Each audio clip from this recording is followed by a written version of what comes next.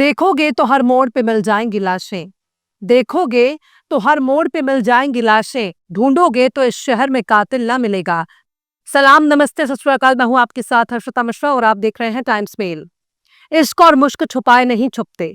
इश्क में इंसान मजनू बन जाता है, आवारा बन जाता है, दीवाना बन जाता है। लेकिन इश्क के उलट भी एक जहर हर इंसान के दिलो दिमाग में पनप रहा है, जिसे कहते हैं तासुब, जिसे कहते हैं जलन, जिसे कहते हैं नफरत। और जब यही नफरत हद से ज्यादा आगे बढ़ जाती है तो इंसान को कहीं का नहीं छोड़ती है। खासकर जब जिहालत की चादर में नफरत छिपी होती है, तब और भी ज्यादा खतरनाक बन जाती है।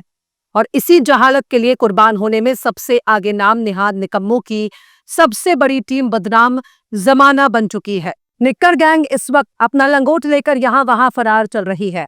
दर बदर हो चुकी है।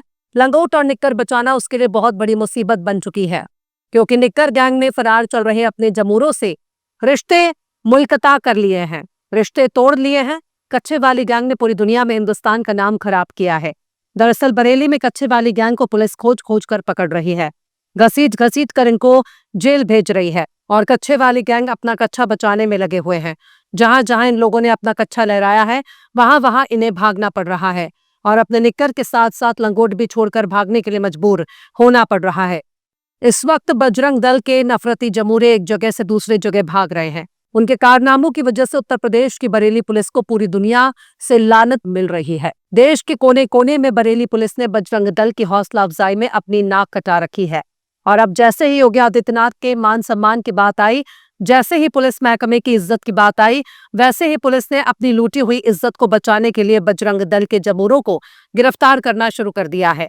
बरेली के एक रेस्टोरेंट में बजरंग दल और हिंदूवादी संगठनों ने इस वजह से दावा बोल दिया कि वहां नर्सिंग के स्टूडेंट की बर्थडे पार्टी में 2 मुसलमान भी मौजूद थे।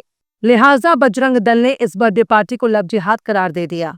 बजरंग दल के लोगों ने बर्थडे मना रहे लोगों को पीटा, खासकर 2 मुस्लिम नौजवानों के साथ भी जमकर मारपीट की।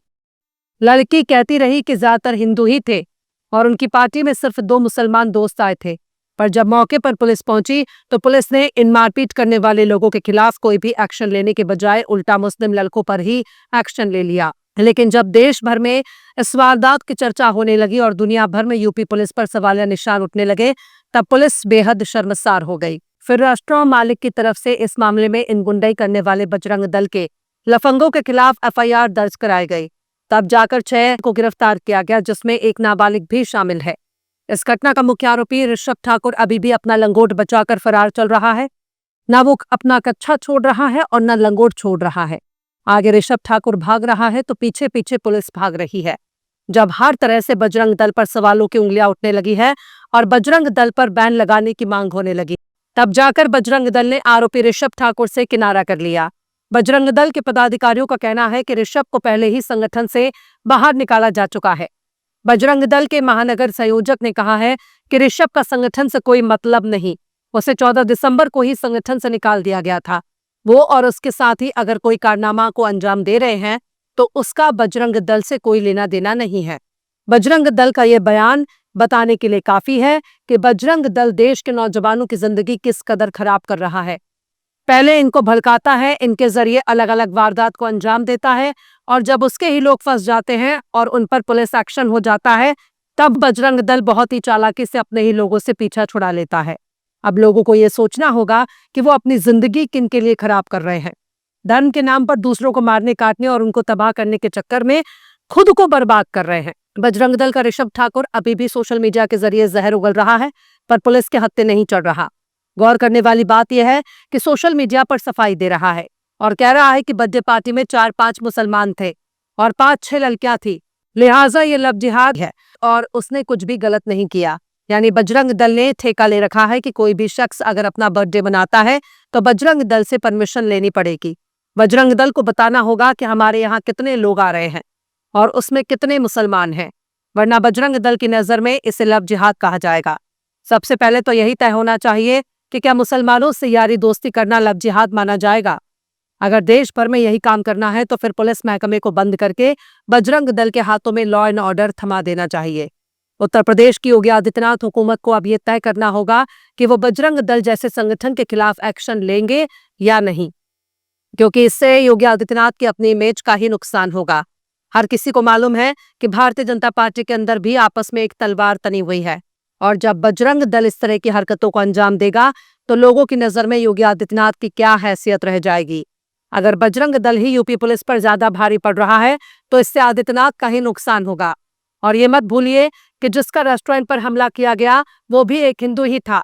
जिस लड़की को बजरंग दल के नमूनों ने लव जिहाद का इल्जाम लगाकर बदनाम किया वो लड़की भी हिंदू ही है। पार्टी मानने वाले जिन लोगों के साथ बजरंग दल ने मारपीट की वो लोग भी हिंदू ही हैं। लड़की ने खुद ही इन तमाम इल्जामात को झूठा और फर्जी करार दिया है। उसने खुद ही कहा है कि 2 ही दोस्त मुसलमान थे, बाकी सब हिंदू ही है।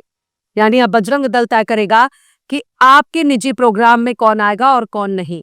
उत्तर प्रदेश की हुकूमत में अगर जरा सी भी शर्म है, जरा सा भी अगर जर्फ बाकी रह गया है तो कम से कम बजरंग दल को यूपी में बैन किया जाना चाहिए और जितने भी इस तरह के हिंदूवादी संगठन हैं उनके खिलाफ एक्शन लिया जाना चाहिए ताकि वो लॉ एंड ऑर्डर को किसी भी तरह से चैलेंज ना कर सके।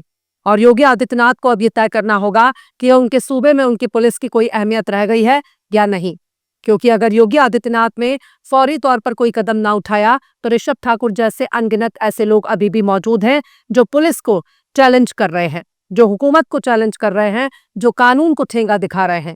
यति नरसिम्हानंद भी इन्हीं जमूरों में शुमार है जो आए दिन भड़काऊ बयानात देता रहता है। पर योगी आदित्यनाथ की हुकूमत इस पर बहुत ज्यादा मेहरबान है। बजरंग दल पूरी दुनिया में उत्तर प्रदेश को बदनाम कर रहा है जिसकी वजह से आदित्यनाथ की हुकूमत का मजाक बन रहा है। अभी भी वक्त है। मुसलमानों के खिलाफ फैलाई जाने वाली नफरत को अगर रोका ना गया तो बजरंग दल अपनी नफरत की आग में हिंदुओं को झोंकने में देर नहीं करेगा। लिहाजा कानून को कानून के हिसाब से ही काम करना होगा।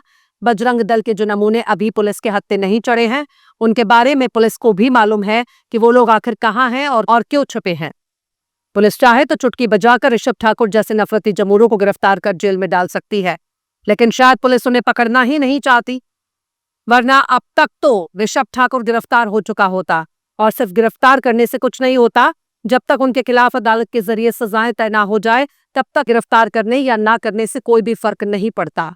अखलाक मर्डर केस का वाकया हम सब के सामने है जिसमें योगी आदित्यनाथ की हुकूमत बजरंग दल के लोगों को बचाने के लिए केस को ही खत्म करना चाहती है ताकि बजरंग दल के नमूने आजाद हो सके। खैर आने वाला वक्त बता देगा कि बाजुए कातिल में कितना दम है। बहरहाल चलते चलते आखिर में यूसुफ जमाल ने भी क्या खूब फरमाया है, कातिल तो सीना तान के चलते रहे यहाँ, कातिल तो सीना तान के चलते रहे यहाँ, जो बेगुनाह थे उनसे हवालात भर गए। फिलहाल इस खबर में बस इतना ही। ये एपिसोड आपको कैसा लगा कमेंट बॉक्स में जरूर से बताइए। पसंद आए तो लाइक करें, शेयर करें और बेबाक निष्पक्ष स्वतंत्र पत्रकारिता को सपोर्ट करने के लिए आप हमारे चैनल टाइम्स मेल को जरूर से सब्सक्राइब करें और बेल आइकन की घंटी वाली बटन आप जरूर से दबा दें ताकि आपको हमारे आने वाले नए वीडियो की नोटिफिकेशन फौरन ही मिल जाए। फिर मिलते हैं किसी और वीडियो में एक नई खबर के साथ। हर्षिता मिश्रा को दीजिए इजाजत। जय हिंद। अगर अभी तक आपने हमारे चैनल टाइम्स मेल को सब्सक्राइब नहीं किया है तो जल्दी से सब्सक्राइब कर दें और बेल आइकन भी प्रेस कर दें।